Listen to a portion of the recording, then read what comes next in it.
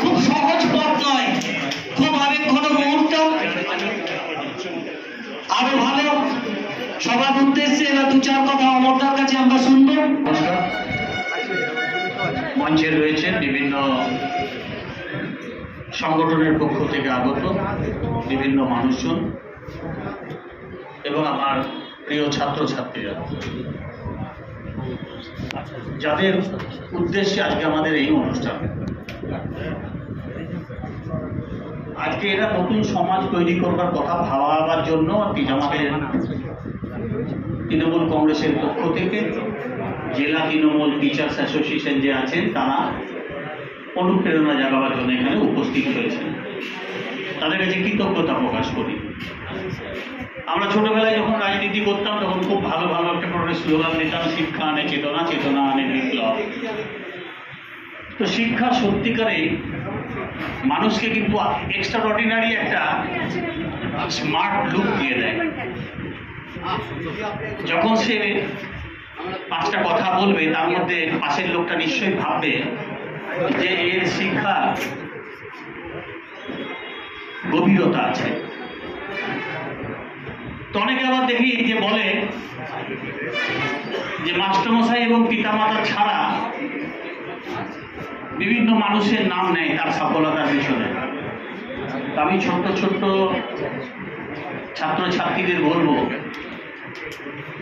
হয়তো তোমাদের সেই বয়সটা খেয়াল নেই, 7, 8, 9, 10 কত কষ্ট করে বাবা পয়সা জোগাড় করেছেন, কত কষ্ট করে মা স্কুলে নিয়ে গেছেন, মাস্টারমশাই কত আদর করে সামনে বসিয়ে কি পেছনের সিটে গিয়ে তোমার সঙ্গে দেখা করে তোমাকে অনুপ্রেরণা জাগিয়েছে।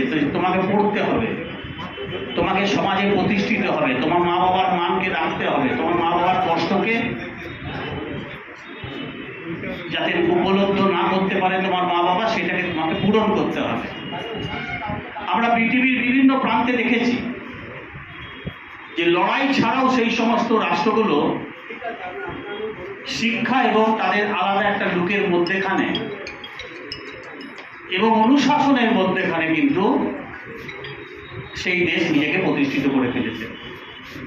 আপনি যদি দুবাইয়ের নাম করেন, একা একটা লোক কিরকম ভাবে সুন্দর পরিচালনা করে রেখেছেন একটা শহরকে, একটা দেশকে। আপনি জাপানের কথা চিন্তা করুন, এই তো সেদিনের ঘটনা। অনেক 42 বছরের যাদের জন্ম হয়েছে, হয়তো দু একজন আছেন এখানে, নিশ্চয়ই থাকবে। জাপান ডিস্ট্রয় হয়ে গেল। জাপানের প্রধানমন্ত্রী ঠিক করলেন যে কিভাবে জাপানকে পুনঃপ্রতিষ্ঠিত করতে হবে এবং আমেরিকা এবং ইংল্যান্ডের সঙ্গে কিভাবে প্যারালাল প্রতিযোগিতার মধ্যেখানে তাকে যেতে হবে। তারা কি করলো, তাদের দেশের বাজেটের 25% তারা শিক্ষাক্ষেত্রে খরচা করবে এবং বাজেটে ধরল। এবং পরবর্তীকালে শিক্ষার এত সুযোগ দিল যে সেখানে জাপান পরবর্তীকালে দেখালো যে শিক্ষার মধ্যেখানে জাপান একটা বিপ্লব চলে এলো। জাপান পৃথিবীর 10টা রাষ্ট্রের মধ্যেখানে একটা শক্তিশালী রাষ্ট্র এবং একটা উন্নততর রাষ্ট্র হয়ে আমাদের কাছে আজকে নিজেকে বিকশিত করে তুলেছে। আমরা যখন ফুটে দেখি বা বাইরে আমরা যখন যাই, বা অনেক মানুষ আছেন যারা ফরেনে যান, দেখবেন রাস্তায় বিক্রি করে, আগে বিক্রি করতো জাপান, মেড ইন জাপান, কি মেড ইন জার্মানি। আর ইউজ অ্যান্ড থ্রো হলে আপনাকে দেখতে হবে যে মেড ইন চাইনা লেখা আছে। কম পয়সা, কম সস্তা, কিন্তু টিকসই হবে। ঠিক বাচ্চাদেরও ঠিক সেই রকম হবে। এই যে আজকে 11-12, কেউ 11 পাস করার পরে তাকে সাবজেক্ট চুজ করতে হবে, সে কোন সাবজেক্ট নেবে, কিভাবে হবে, আমি কিসে স্বাবলম্বী, আমার স্ট্রং কোনখানটাতে আছে, আমাকে সেই জায়গায় প্রতিষ্ঠিত হতে হবে, আমি এই সাবজেক্ট নেব। নিজে যেটা পারবে খোলসা করে মা বাবার সঙ্গে আলোচনা করবে, তারপরে মা বাবাকে বলবে সেই সাবজেক্টের ফর্ম ফিল আপ করতে। ও সায়েন্স লিখছে বলে তুমি সায়েন্স নিও। অনেক 90% ছেলে মেয়ে আছে, আমি তাদের দেখেছি যে তারা আর্টস নিয়ে পড়ে। আবার অনেক দেখেছি 62% আমার কাছেই এসেছিল আজ সকালে, বলছে আমাকে কম্পিউটার সায়েন্সে ভর্তি করে দিই নিজেদের ইঞ্জিনিয়ারিং কলেজে। আমরা এত ক্ষমতাবান লোক আমি নই ভাই, আমার কাছে আপনি পাঠাবেন না, আপনার সময় নষ্ট হবে। বাজারে অনেক লোক ঘুরে বেড়াচ্ছে, তাদের কাউকে ধরুন, তারা যারা পারবে তাদের সঙ্গে কথা বলুন। আর না হলে আপনার ছেলের যেটা ইচ্ছা আছে সেটা আপনি করতে বলুন। দেখুন, আজকে সমাজ ব্যবস্থার মধ্যেখানে রবীন্দ্রনাথকে কিন্তু পড়াশোনার জন্য অনেক চেষ্টা করেছিলেন, ডিগ্রি ধরতে হবে, অমুক করতে হবে, কিন্তু রবীন্দ্রনাথ ছিলেন আধ্যাত্মিক ভাবধারার মধ্যে উপনিষদের উপর ভিত্তি করে নিজের জীবনটাকে তৈরি করেছিলেন।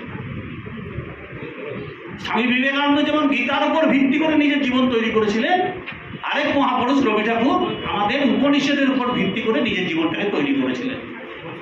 তো নিজের জীবনে যদি প্রত্যেকটি ছাত্রছাত্রীকে আমি জোরাত করে অনুরোধ করব, আমার থেকে অনেক ছোট তারা, কিন্তু তারা যেন একটু নিজেদের ভাবধারাকে ধার্মিকতার মধ্যেখানে লেখাপড়াটাকে একটু যোগ করেন।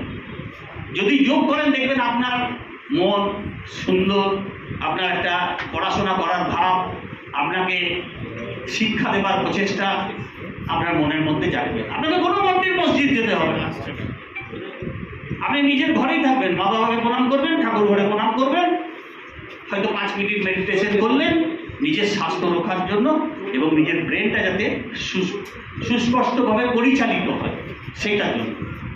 দেখবেন আপনি অনেক বেশি মেধাবী হবেন।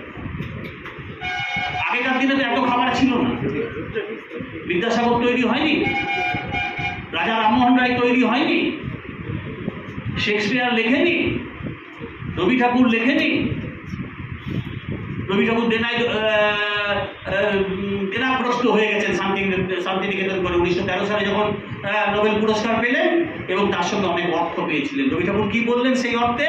সন্তুষ্ট হয়ে হাসতে হাসতে বললেন যে শান্তিনিকেতন যে আমি প্রতিষ্ঠা করেছি, আমার কিছু ধার ছিল, সেই ধারগুলো শোধ করতে হবে। উনি উচ্ছ্বাসিত হয়ে যায়নি, উনি কর্তব্য পালনে রত ছিলেন। তো ঠিক আপনাদের এই কাজটা করতে হবে। আমাকে নতুন সমাজ আসানসোল শিল্পাঞ্চলে গঠন করতে হবে, যে গঠনের মধ্যেখানে আসানসোল শিল্পাঞ্চলের মানুষ আমি যেন কালকে বলতে পারি যে 5 বছর পরে ওই আমার আসানসোলের চেলিডাঙ্গা স্কুলের ছেলেটি কেরলের অমুক পোস্টে আছে। রামকৃষ্ণ মিশনের 2025 সালের ব্যাচে যাদের সামনে আমি ক্ষুদ্র একটি বক্তব্য রেখেছিলাম, সেই ছেলেগুলোর মধ্যে কেউ যেন একটা লন্ডনে থাকে। অ্যাম্বিশন কখনো ছোট করলে হবে না, আর আমি পারবো না বলে বিরোধীতে কোনো কাজ নেই। সব কাজ সবাই করতে পারে, কিন্তু চেষ্টাটা চালিয়ে যেতে হবে। প্রচণ্ড গরম, আমি আমার বক্তব্যকে দীর্ঘায়িত করবো না। আমি আল্লাহর কাছে, ভগবানের কাছে এটুকুই প্রার্থনা করব যে আমার ছোট্ট ছোট্ট ছেলেমেয়েরা যেন আরও সুন্দর হয়, প্রস্ফুটিত হয়, বিকশিত হয় মানসিকভাবে, শারীরিকভাবে। শরীর যদি সুস্থ না থাকে কখনো মন বিকশিত হতে পারে না। তো সেই জন্য আপনাদের বলি, এগুলো যদি আপনারা পালন